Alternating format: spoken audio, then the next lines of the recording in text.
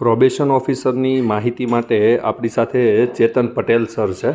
તો સાહેબને આપણે પૂછીએ કે સાહેબ, કોઈ પણ સ્ટુડન્ટ પ્રોબેશન ઓફિસર બનવા માગતા હોય તો એની શું પ્રોસેસ છે અને કોણ ફોર્મ ભરી શકે?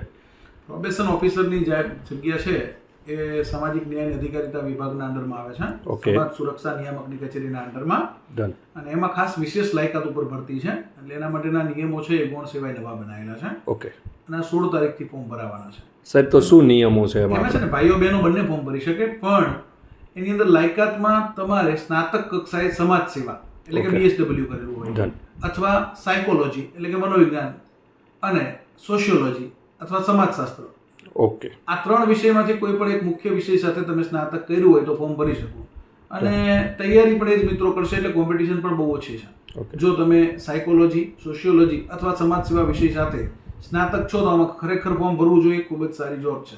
સાહેબ, એક્ઝામ કેટલા માર્ક્સની આવે છે આની? એક્ઝામ 210 ગુણની આવશે.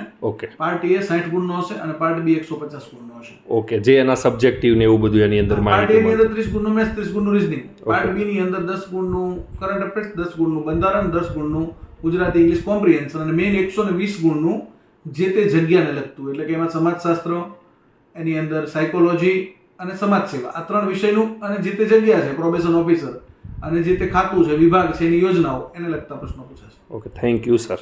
Okay, welcome.